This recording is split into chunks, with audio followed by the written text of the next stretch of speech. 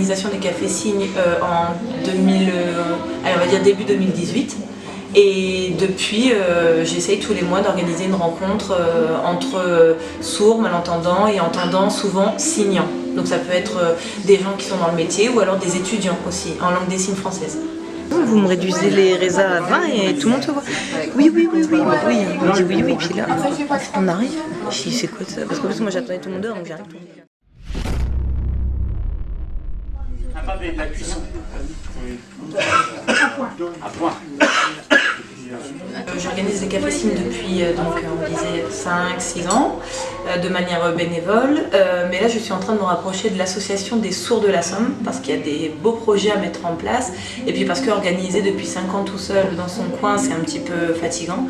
Donc je me rapproche de cette association qui, elle, va fêter ses 120 ans l'année prochaine, et qui a un bel historique, une belle histoire. Et du coup, être accompagnée dans cette démarche, j'essaie de faire des cafés signes environ une fois par mois. Donc être accompagné peut aussi moi me soulager un peu dans cette démarche bénévole.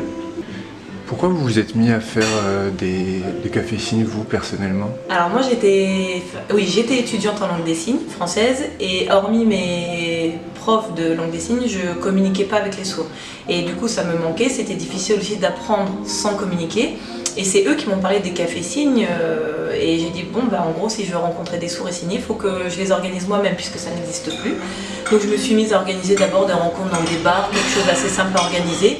Et puis très vite j'ai voulu l'ouvrir à des lieux plus culturels, des lieux de patrimoine sur Amiens parce que justement c'est des lieux je pense pour lesquels les sourds n'osent pas forcément pousser la porte parce que pas d'interprète, pas d'objet de médiation adapté.